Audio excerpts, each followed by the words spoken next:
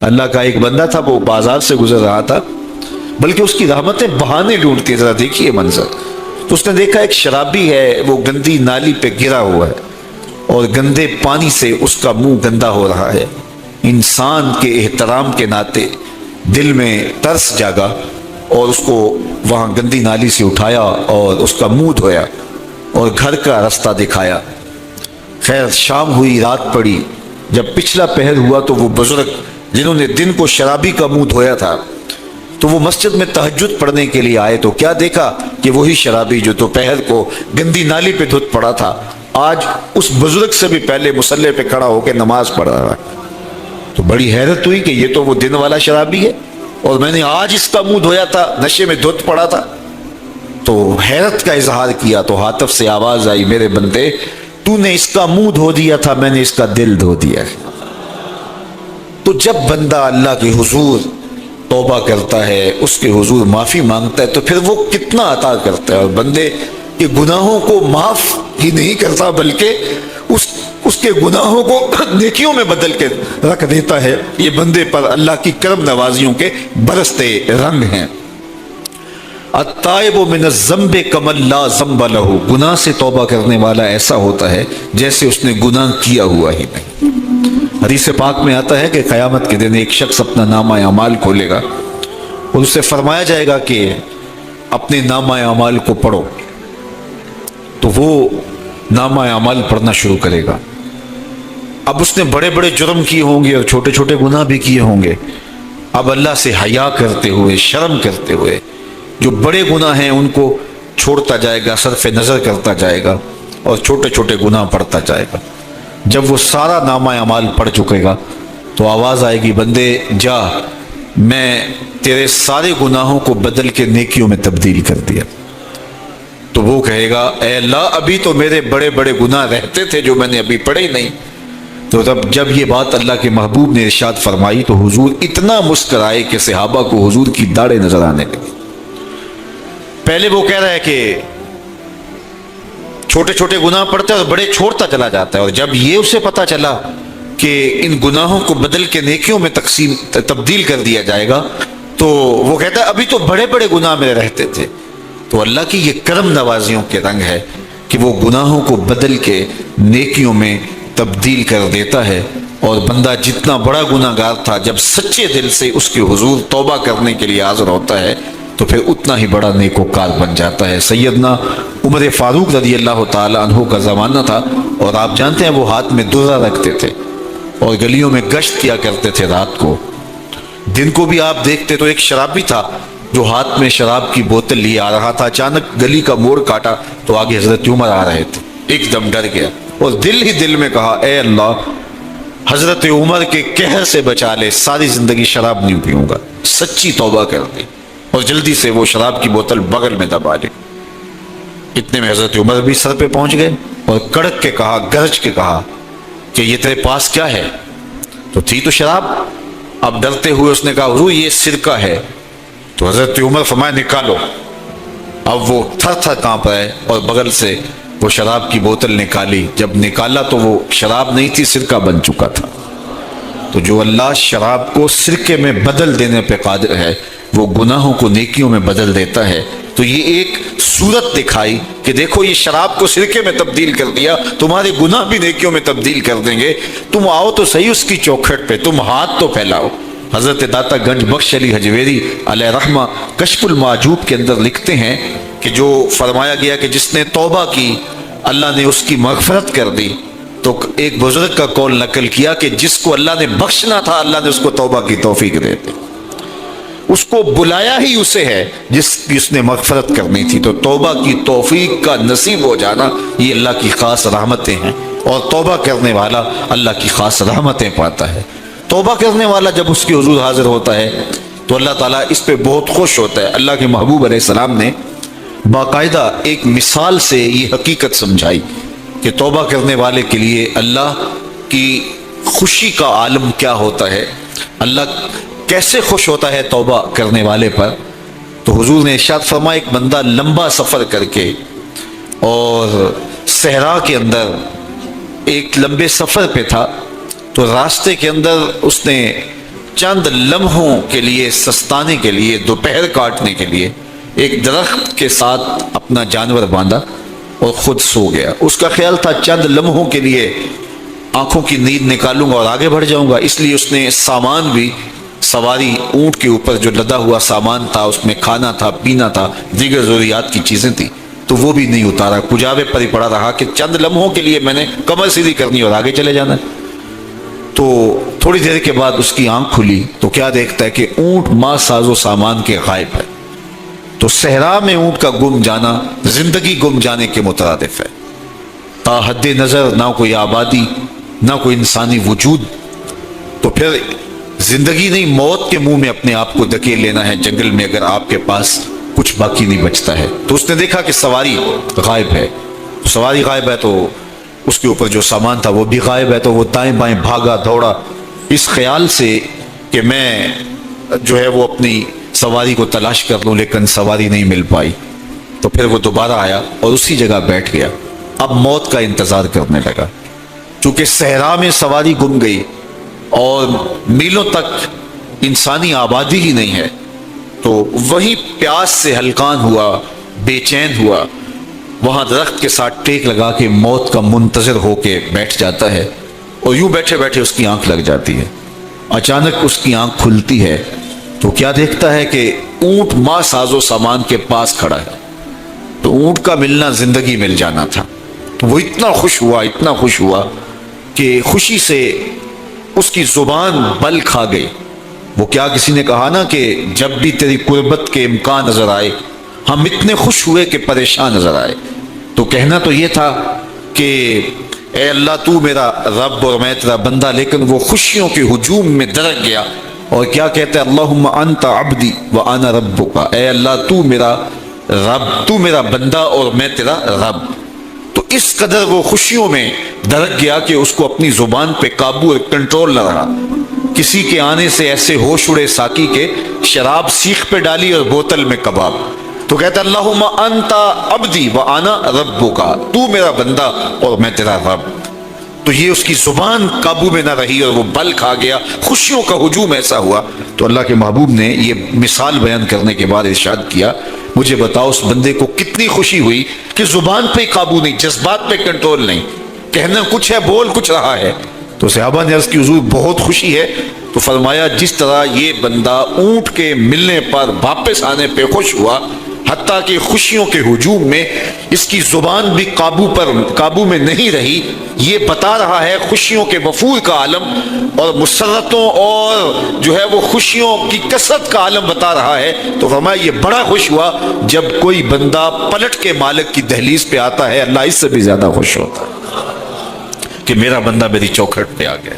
تو پھر اللہ یہ نہیں دیکھتا کہ اس کے گناہ کتنے، سمندر کی جھاگ کے برابر بھی گناہ ہو تو معاف کر دیے جاتے ہیں، اس لیے کہ میرا بندہ پلٹ کے میری چوکھٹ پہ آیا ہے۔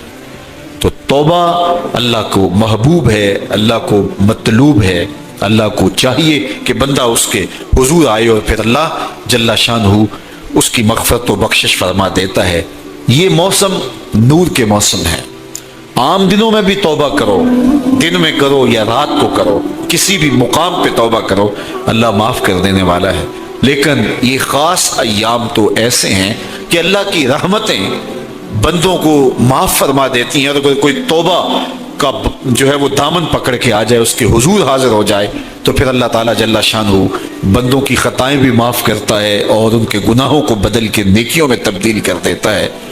خوش نصیب ہیں وہ لوگ جو ان بابرکت ایام میں اپنی بخشش کا سامان کر لیتے ہیں، اور ان سے بڑا بدبخت بھی کوئی نہیں جو ان سہانے موسموں میں بھی پیاسے رہتے ہیں اور ان موسموں میں بھی ان کی بخشش و مغفرت نہیں ہو پاتی۔ رت سہانی ہو، موسم اچھا ہو، تو مجھے بتاؤ کہ جو اس موسم میں بھی اپنے آپ کو محروم رکھے تو اس سے بڑی بد نصیبی کیا ہوگی۔ اللہ کے محبوب علیہ السلام نے منبر کی تینوں سیڑھیوں پہ قدم رکھتے ہوئے آمین آمین پکارا، تو حضور علیہ السلام سے عرض کیا گیا یا رسول اللہ صلی اللہ علیہ وسلم، ہر سیڑھی پہ قدم رکھتے ہوئے آپ نے آمین کہا، تو آپ نے کس بات پہ آمین کہا؟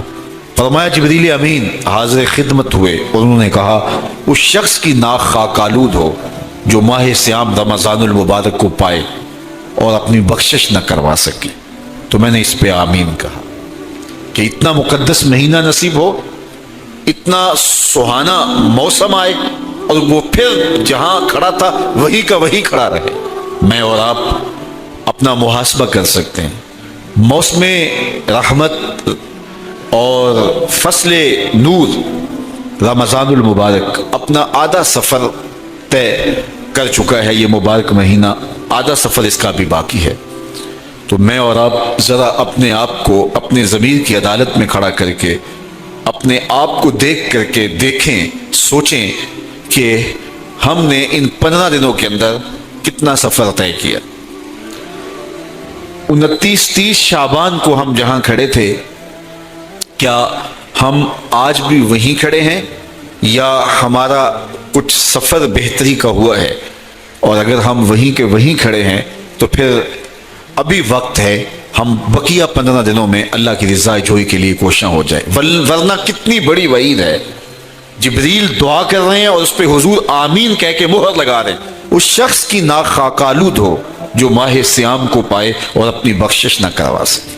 مجھے اور آپ کو پتہ ہے کہ ہم کہاں کھڑے ہیں۔ بل الانسان علی نفسہ بصیرہ ولو القی معاذیرہ، انسان خود اپنے آپ کو جانتا ہے کہ میں کہاں کھڑا ہوں، وہ اپنے آپ کو خود دیکھتا ہے۔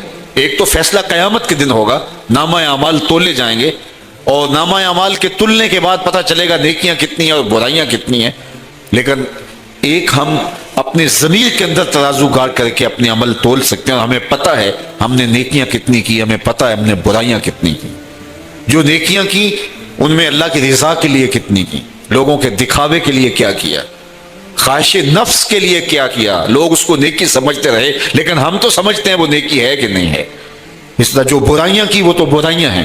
تو میں اور آپ اپنے ضمیر کی عدالت میں ترازو گاڑ لیں اور اپنے اعمال کو ابھی تول لیں۔ فرمایا گیا حاسبوا قبل ان تحاسبوا، قبل اس سے کہ تمہارا حساب کیا جائے تم اپنا حساب پہلے ہی کر لو۔ تو اپنے اندر کی ستھرائی، اپنے اندر کی پاکیزگی۔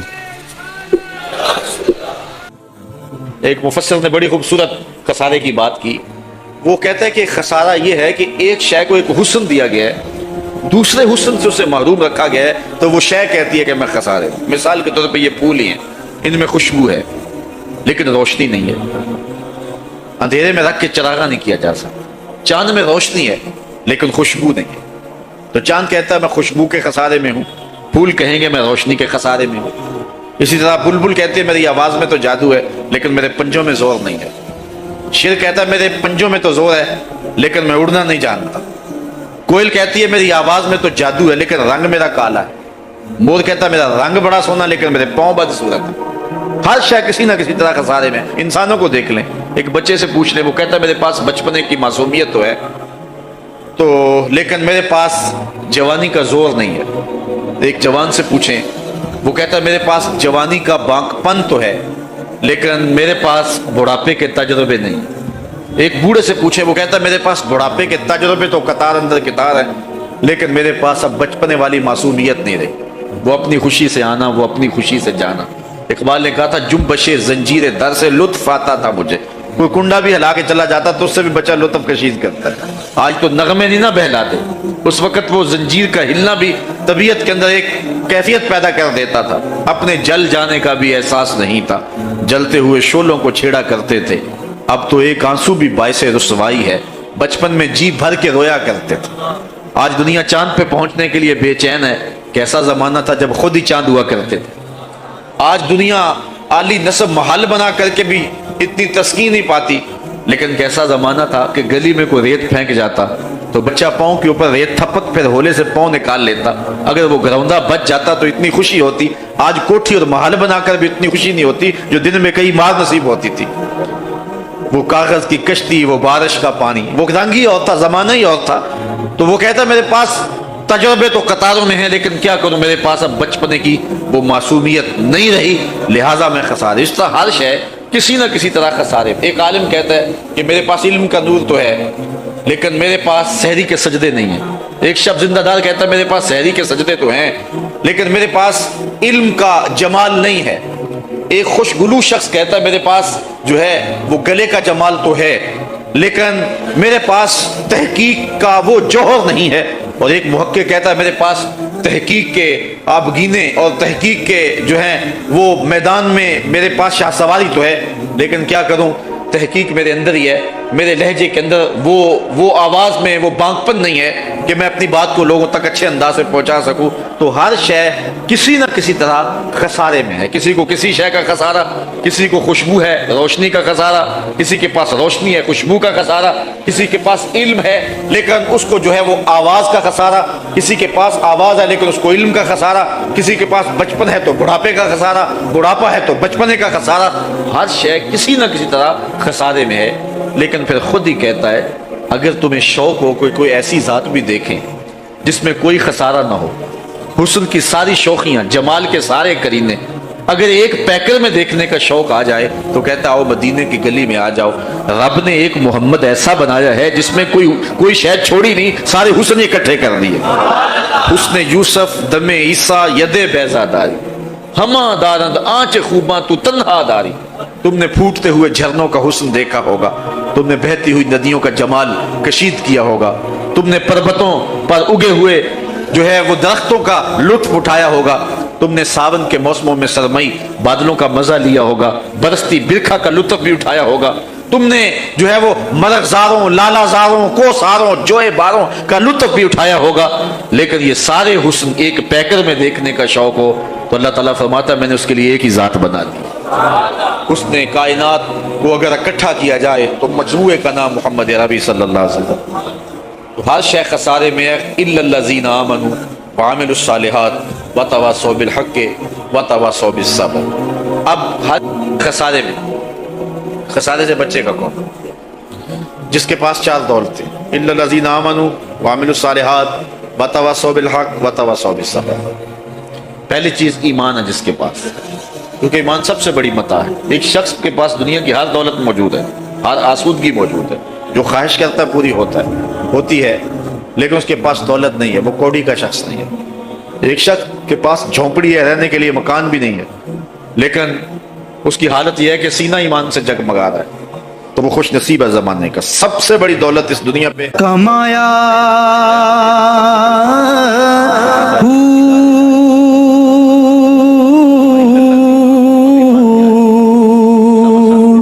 نام بھج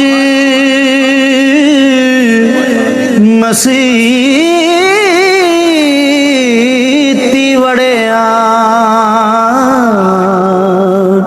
نا تسبا۔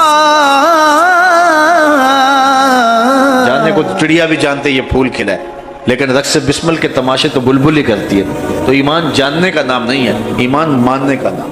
جاننے کو ابو جہل بھی جانتا ہے، جاننے کو باقی کفار اور اہل کتاب بھی جانتے تھے۔ الذین آتیناہم الکتاب یعرفونہ کما یعرفون ابناءہم، جس طرح بیٹوں کو جانتے ہیں اسی طرح جانتے تھے، پتہ تھا انہیں یہ کون ہے، لیکن جانتے تھے۔ مانتا تو جناب ابو بکر ہی تھا، مانتے تو جناب عمر خطاب ہی تھے نا، مانتا تو مولا کائنات ہی تھے نا۔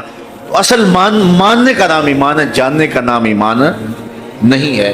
تو اب ایمان کا سادہ مفہوم کیا ہوا کہ حضور کی ذات سے وابستگی کا نام ہے، دل بستگی کا نام ایمان، روحی اور قلبی تعلق اور نسبت کا نام ایمان، حضور سے وابستہ ہو جانے کا نام ایمان۔ وہ ایک زمانہ تھا، آج کل تو وہ دور گزر گیا، وہ چکی سے آٹا پیستے تھے۔ جو پرانے لوگ ہیں انہوں نے چکی دیکھی ہوگی، اس کی شکل صورت ذہن میں آ گئی ہوگی۔ اب بھی عجائب گھروں میں اور مختلف جگہوں پہ وہ چکی موجود، آپ نے بھی دیکھی ہوگی۔ چکی اوپر اس کے دو پتھر ہوتے ہیں، ایک نیچے والا ایک اوپر والا۔ نیچے والا ساکن ہوتا ہے، اوپر والا متحرک ہوتا ہے۔ درمیان میں کلی ہوتی ہے، اس کے آس پاس تھوڑی سی خالی جگہ ہوتی ہے، اور اس پہ دانے ڈالتے ہیں جس کو ہم اپنی زبان میں گالا کہتے ہیں۔ پھر اس کے بعد اس اوپر والے پتھر کو گھماتے ہیں، تو جو دانے اس کلی کے ساتھ لگ کے رہ جاتے ہیں وہ بچ جاتے ہیں، اور جو کلی سے ہٹ جاتے ہیں وہ پس جاتے ہیں۔ اللہ کہتا ہے محبوب قسم تیرے زمانے کے انسان خسارے میں ہے، بچے گا وہی جو تیرے دامن سے لپٹ کے رہے۔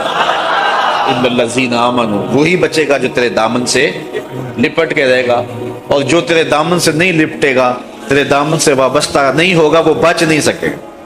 یہ دنیا کی زندگی تو 4 دن کی زندگی، اصل زندگی آخرت کی زندگی۔ تو خسارہ جو آخرت کے خسارے سے جو بچ گیا وہ بچ گیا۔ ویسے جو حضور علیہ السلام سے وابستہ ہو جائے وہ دنیا میں بھی خسارے میں نہیں ہے، یہاں بھی موج ہے اور آخرت میں بھی موج ہی موج ہے۔ اور جو حضور سے وابستہ نہ ہوا وہ دنیا کے اوپر جو مرضی پالے پھر بھی خسارے میں، اور آخرت کا خسارہ تو ہے ہی ہے نا۔ اس لیے اگر خسارے سے بچنا چاہتے ہو تو حضور کے دامن سے وابستگی اختیار کرو، حضور سے تعلق کی مضبوطی قائم کر لو، خسارے سے بچ جاؤ گے۔ دنیا کے کتنے لوگ تھے لیکن آج ان کا نشان بھی نہیں ہے۔ اس دور کا اوباما جب حضور جلوہ فراز ہوئے، کسی کو اس دور کے رومی شہنشاہ کا نام آتا ہے پوری مجلس کے اندر؟ اس دور کے اوباما کا نام مٹ گیا، خسارے میں چلا گیا نا۔ لیکن بلال حبشی کا نام تو سب کو یاد ہوگا۔ آج منبر محراب پہ تذکرہ انہی کا ہے نا۔ تو اقبال کا یہاں لہجہ دیکھیے، اقبال یہ کس کے عشق کا فیض عام ہے، اقبال یہ کس کے عشق کا فیض عام ہے، رومی فنا ہوا حبشی کو دوام ہے۔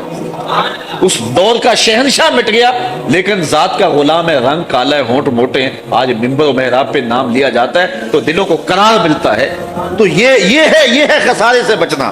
اس دور کے شہنشاہ مٹ گئے، ان کے قلعے اور ان کے نامور محلات کھنڈرات میں تبدیل ہو کے رہ گئے۔ زمانہ آج ان کے نام کو بھی نہیں جانتا، لیکن جو میرے رسول علیہ السلام سے نسبت رکھنے والا ہے، زمانے نے ان کی نسبتوں کا بھی احترام باقی رکھا ہوا ہے، اور آج ان کے نام اور ان کے ذکر اور ان کے تذکروں کی شمع فروزاں ہے۔ تو پھر خسارہ کس کو ہوا؟ جو حضور سے دور ہوئے یا جو حضور والے ہیں؟ یقیناً جو حضور والے ہیں وہ خسارے سے بچے، اور جو میرے آقا سے دور ہٹ گئے، چاہے ساری دنیا سمیٹی ہوئی تھی دامن کے اندر، لیکن برباد ہو گئے، تباہ ہو گئے۔ تو خسارے میں ہے انسان، بچے گا وہ محبوب جو تیرے دامن سے لپٹ کے رہے۔ اچھا چلو وہ تو دور کی کہانی ہے۔ آپ لاہور جائیں تو راوی کے اس پار آپ کو جہانگیر کا مقبرہ ملے گا، جہاں دن کو بھی حسرتیں برستی، اور اس کی محبوب بیوی جو تخت میں اس کے پیچھے بیٹھتی تھی، اور جب بادشاہ کا کوئی فیصلہ اسے ناگوار ہوتا، پیچھے سے کمر ٹھونکتی، بادشاہ فیصلہ تبدیل کر دیتا۔ اس کی قبر بھی ساتھ ہی بنی ہے، اور وہ بھی حسرتوں کا منہ بولتا ثبوت ہے۔ اس کی بیٹی ہے زیب النساء، جس کا اپنا شعر اس کے لوح مزار پہ لکھا ہے: بر مزار ماں غریباں نہ چراغ نہ گلے، نہ پرے پروانہ سوزت نہ صدائے بلبلے۔